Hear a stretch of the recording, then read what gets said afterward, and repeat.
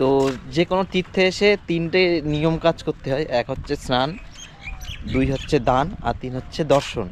তো কালকে আমার দর্শন আর হচ্ছে দানটা হয়ে গেছে, আজকে শুধু স্নানটা বাকি।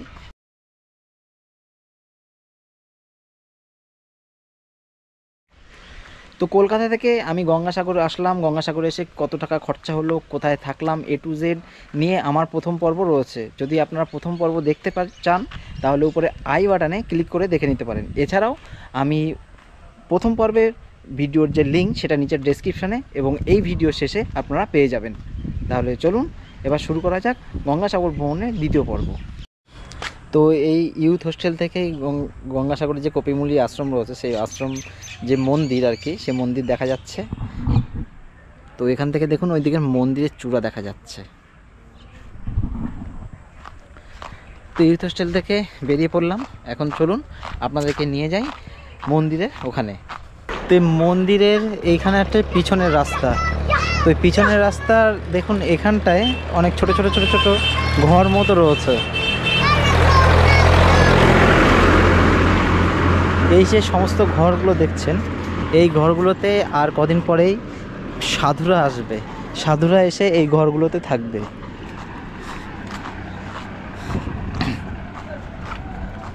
তো মেলার আর বেশি দিন বাকি নেই, তাই এখন থেকেই সাধুরা সব আসতে শুরু করেছে। তো দেখুন আমার যে ডান দিকে যে ছোট ছোট ঘর রয়েছে, সেই ঘরে এখন সাধুরা রয়েছে, আর অনেক সাধু এখানে চলে এসেছে আর কি। তো আপনারা এখানে এই সাধু বাবাদের দেখতে পারেন। আর এর পাশেই রয়েছে কপিলমুনির যে মেন মন্দির, সেই মেন মন্দিরটা। তো আমি এখন চলে আসলাম কপিলমুনির মন্দিরে।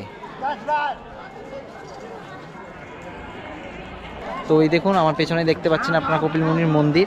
তো এই মন্দিরের আমার এক সাইডে রয়েছে মন্দিরের যে আখাড়া, সে রয়েছে আমার এই সাইডে, আর এই সাইডে দেখবেন ছোট ছোট যে ঘরগুলো রয়েছে ওখানে সাধু বাবাদের ঘর রয়েছে। যেহেতু আর কদিন পরে মেলা রয়েছে, তো মেলার আগেই সাধু বাবারা এখানে চলে আসে, তো ওখানে সব সাধু বাবারা এখন আপাতত চলে এসছে। তো চলুন এখন আপনাদের মন্দিরের ভিতরে নিয়ে যাই। তো যদি দেখি মন্দিরের ভিতরে যদি ক্যামেরা অ্যালাউ না করে তাহলে কিন্তু আমি ভিতরে কিছু দেখাতে পারবো না। তো চলুন এখন মন্দিরের ভিতরে যাওয়া যাক। তো গঙ্গাসাগরের কপিলমুনির আশ্রমের যে তিনটে মেন যে মন্দির, সেটা রয়েছে এই পাশে রয়েছে মা গঙ্গা, মাঝখানে রয়েছে কপিলমুনি, আর ওই পাশে রয়েছে রাজা সাগর। এই হচ্ছে মেন তিনজন।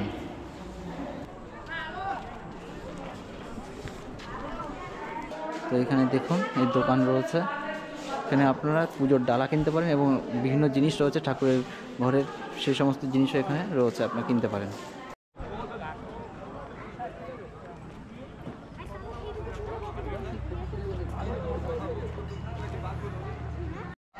তো প্রথমে রয়েছে দেখুন কপিলমুনি, তারপরে রয়েছে বাবা মহাদেবের মূর্তি, আর এখানে হচ্ছে রাজা সাগরের মূর্তি। আর এখানেও দেখুন দেয়ালে সব অঙ্কিত রয়েছে যে গঙ্গাসাগরের যে মহৎ কাহিনী রয়েছে, সেই কাহিনীগুলো এখানে দেয়ালে অঙ্কিত রয়েছে। তো কপিলমুনির মন্দির, কপিলমুনির সরোবর এবং পুজোর ডালা যেখান থেকে নেওয়া হয় সেগুলো আপনাদেরকে দেখিয়ে দিলাম। এখন আপনাদেরকে নিয়ে যাই গঙ্গার পাড়ে, গঙ্গা আর সাগর যে রয়েছে সেই গঙ্গাসাগরের পাড়ে। তো চলুন এখন গঙ্গাসাগরের পাড়ে আপনাদেরকে নিয়ে যাই। এই যে রাস্তা দিয়ে আমি যাচ্ছি, সেই রাস্তার দুপাশে যে ফাঁকা জায়গা, সেখানে এখন তাঁবু একদম মানে তৈরি করা শুরু হয়ে গেছে। দেখুন এদিকে সব বাঁশ ফেলানো হয়ে গেছে, আর এদিকে দেখুন সব তাঁবু ফেলানো হয়ে গেছে। এখানে সব এখন মানে যে তাঁবুগুলো রয়েছে সেগুলো তৈরি করবে, কারণ সামনেই মেলাতে সবাই আসবে তাই। তো এখানে হচ্ছে টেম্পোরারি টয়লেট, দেখুন এই বানানো হয়ে গেছে অনেকটা। তো এই রাস্তা দিয়েই আমি যাচ্ছি গঙ্গাসাগরের দিকে। তো এই হলো দেখুন গঙ্গাসাগর।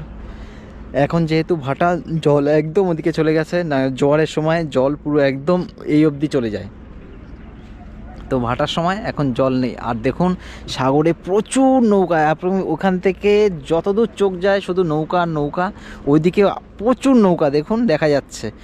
ওই নৌকাগুলো সব মাছ ধরতে বেরোচ্ছে, সারা রাত ধরে মাছ ধরবে। তো এই হলো মা গঙ্গা, দেখুন এখানে একটা মাছ রয়েছে, মাছের উপরে মা গঙ্গা বসে আছে। আর এখানে দেখুন প্রণামী বাক্স রয়েছে, অনেকে এখানে প্রণামী দিয়ে যায়। তো এখানে এরকম এগুলো আরও অনেক দেখতে পারবেন মেলার সময় আসলে, এবং মেলা হয়ে যাওয়ার কয়েকদিন পরেও আসলে এরকম অনেক আপনারা দেখতে পাবেন।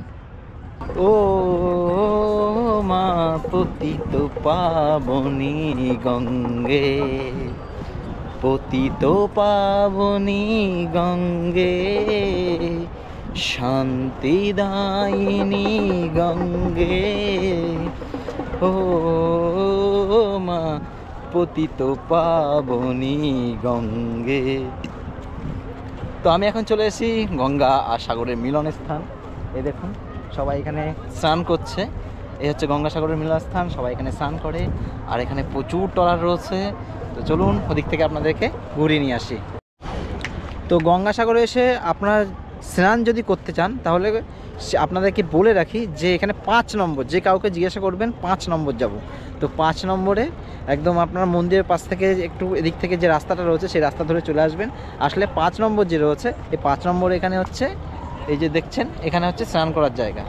তো এখানে এসে আপনারা স্নান করতে পারবেন। তো গঙ্গাসাগরে এসে এখানে যে মেন অনেকেই আছে এখানে এসে পিণ্ডদান করে তার পূর্বপুরুষদের। তো গঙ্গাসাগরে এসে আপনারা যদি পিণ্ডদান করতে চান তাহলে এখানে প্রচুর পুরোহিত পাবেন, তাদেরকে ধরে পিণ্ডদান করতে পারেন। তো এই দেখুন এখানে সব পুরোহিতরা রয়েছে, এই যে অনেকে পিণ্ডদান করছে এখানে।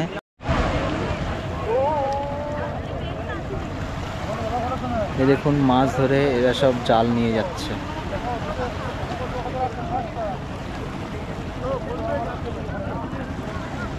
তো গঙ্গাসাগরের এখান থেকে আমি হাঁটতে হাঁটতে এখন চলে এসেছি মন্দিরের কাছে। এই হচ্ছে মন্দির। তো এখন বাজে হচ্ছে 5:30। তো আমি জিজ্ঞাসা করলাম মন্দিরের ওখানে গিয়ে যে আরতি কটা হয়, বললো 6:30 আরতি হয়। তো তার আগে আমি এই 1 ঘন্টা একটু মার্কেটটা ঘুরিয়ে নিই, আপনাদেরকেও ঘুরিয়ে দেখাই। তারপর 6:30 বাজলে মন্দিরে আরতি দিতে নিয়ে যাব আপনাদেরকে। তো এখানে দেখুন ছোট ছোট ফাস্টফুডের স্টল রয়েছে, রেস্টুরেন্ট, যদিও ভাত ফাতও পাওয়া যায়। তো এখানে খাওয়ার জায়গা রয়েছে। এখানেও দেখুন রুটি হচ্ছে।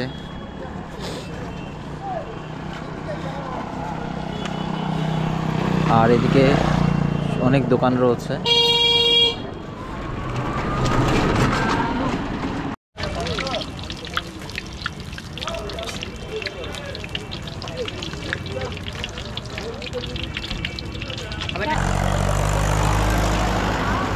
তো সন্ধ্যা হয়েছে যেহেতু, তো একটু খিদেও পেয়ে গেছে। তো এখন একটু এখানে মানে আলুর চপ, মুড়ি এসব বিক্রি হচ্ছে মানে গ্রামের দিকে। তো এখন একটু মুড়ি আর আলুর চপ আমি অর্ডার দিয়েছি, একটু খেয়ে নিই, তারপর আপনাদের সাথে কথা হচ্ছে।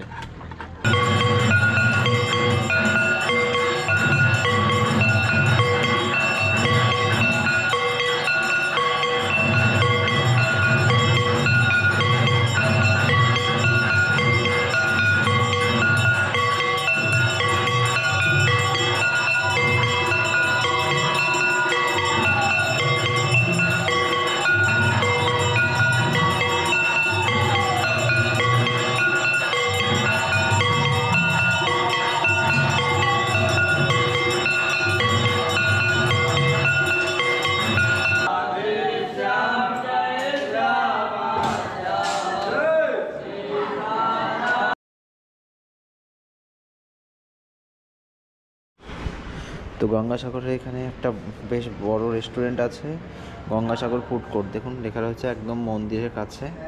তো এই হচ্ছে এদের মেনু চার্ট। তো এখানে সবজি ভাত হচ্ছে 60 টাকা প্লেট, এই শুরু 60 টাকা দিয়ে শুরু। তো আমি রাতের খাওয়া দাওয়া সেরে এখন আবার চলে আসলাম আমার ইউথ হোস্টেলে।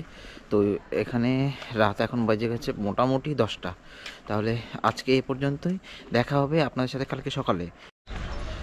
সুপ্রভাত বন্ধুরা। তো এখন বেজে গেছে সকাল 8টা। আমি এখন ঘুম থেকে উঠে ব্রাশ করে এখন আমি যাচ্ছি গঙ্গাসাগরের ঘাটে, কারণ হচ্ছে গিয়ে এখন স্নান করতে হবে। তো কালকে যেহেতু দেরি হয়ে গেছিলো আসতে আমার, তো কালকে আর স্নান করিনি। তো আজকে সকাল সকাল আগে স্নানটা সেরে নেবো, স্নান সেরে নিয়ে তারপর যাবো মন্দিরে। তো যে কোনো তীর্থে এসে 3টে নিয়ম কাজ করতে হয়, 1 হচ্ছে স্নান, 2 হচ্ছে দান, আর 3 হচ্ছে দর্শন। তো কালকে আমার দর্শন আর হচ্ছে দানটা হয়ে গেছে, আজকে শুধু স্নানটা বাকি। তো আজকে স্নানটা সেরে আগে যাব মন্দিরে, মন্দির থেকে তারপরে যে সমস্ত হোটেলগুলো আছে সেই হোটেলগুলো আপনাদেরকে দেখিয়ে দেবো। তো চলুন এখন আপনাদের ঘাটে নিয়ে যাই। তো এখানে বলে রাখি যে ঘাটে আমি স্নান করব সেই ঘাটটা হচ্ছে 5 নম্বর ঘাট। তো এখানে 1 নম্বর আর 5 নম্বর ঘাটে কিন্তু স্নান হয়। তো এদিক থেকে আমার যেতে হবে, ওইখানে দেখুন একটা টারবাইন দেখা যাচ্ছে, ওই টারবাইনের ওখানে আমার যেতে হবে।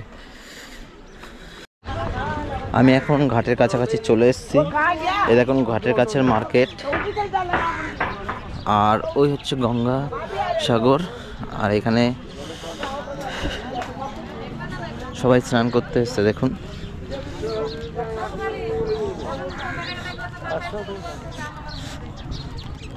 এখন জোয়ার রয়েছে, অনেক আগে জল চলে এসছে। তো এই দেখুন সব মাছ ধরা ট্রলার, এখানে প্রচুর ট্রলার এসছে, ওই সব মাছ ধরে সকালবেলায়। আর এখানে দেখুন মাছ ধরে উঠিয়েছে, গন্ধ এখানে প্রচণ্ড, আর এখানে বক ভর্তি। তো আমি এখন স্নানটা এখানে কোথায় করব ভাবছি। এখানে আমি বলে রাখি যে আপনারা স্নান করার পরে যারা ফিমেল আছেন ড্রেস চেঞ্জ করবেন, তাদের জন্য কিন্তু এখানে মানে বস্তা দিয়ে ঘিরে একটা ছোট্ট ঘর মতো করা আছে, 2-3টে রয়েছে। তো আপনারা যখন ড্রেস চেঞ্জ করলে এখানে করতে পারেন। তো এরা হচ্ছে কি 20 টাকা করে নিচ্ছে ড্রেস চেঞ্জ করার জন্য।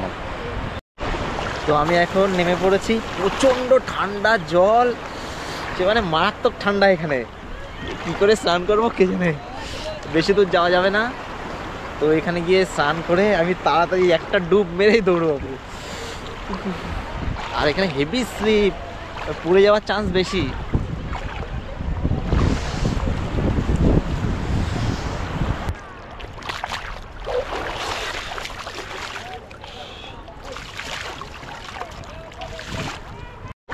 তো আমার স্নান হয়ে গেছে, প্রচণ্ড ঠান্ডা জল, ডুব দেওয়ার পরে অনেক কারেন্ট লাগলো।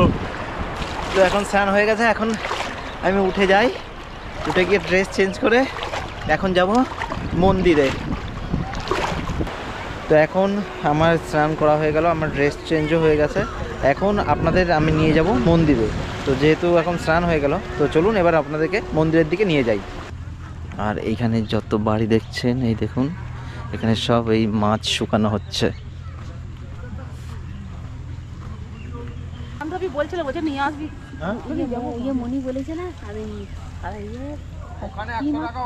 এগুলো কি মাছ? চিংড়ি না? ব্যাপারটা কি আমরা খুচরো নিচ্ছি বলে। আর ওইটা এই দেখুন এগুলো সব চিংড়ি মাছ, সব শুকাচ্ছে। ও তো এইগুলো হচ্ছে 100 টাকা কিলো, ওইগুলো 50 বললো, 50, ওইগুলো হচ্ছে 50 টাকা কিলো। মানে এগুলো আপনার কত করে কেজি? একটু বড় দাম তাহলে মোটামুটি এটা ঠিকই বলে, একেবারে অ্যাবসার্ড বলে না, এইখানটা একটু কমই আছে। না কম না, দেখুন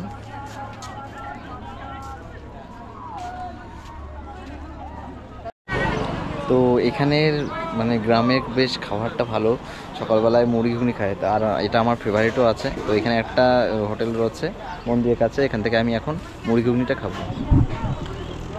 তো এই দেখুন লেখা হচ্ছে বুদ্ধ হোটেল, এই হোটেলে এখন খাবো।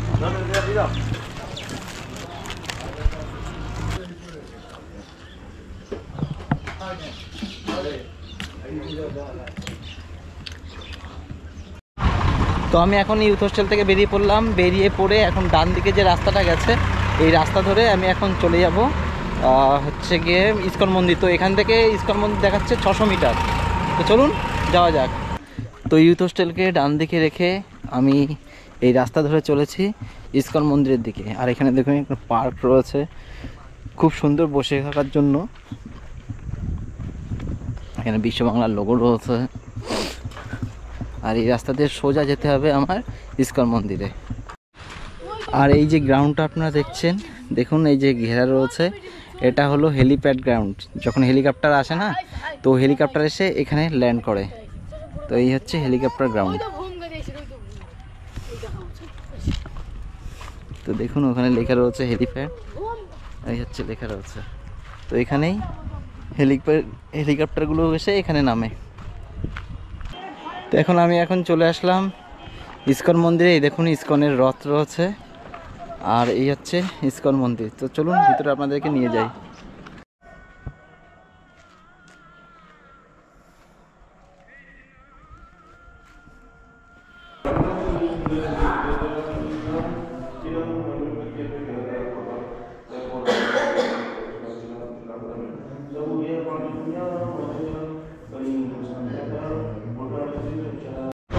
তো আমি এই ইসকন মন্দিরে আসলাম। ইসকন মন্দির, এই হচ্ছে ইসকন মন্দির। ইসকন মন্দিরের ভিতরে জগন্নাথ, বলরাম, সুভদ্রার মূর্তি রয়েছে, গৌরনিতাইয়ের মূর্তি রয়েছে। তো অন্যান্য জায়গার ইসকনে যেরকম কিছু বড় বড় হয়, এখানে ইসকনটা একটু ছোটো। তবে পিছনে কিন্তু ইসকন মন্দির বিশাল বড় তৈরি করা হচ্ছে।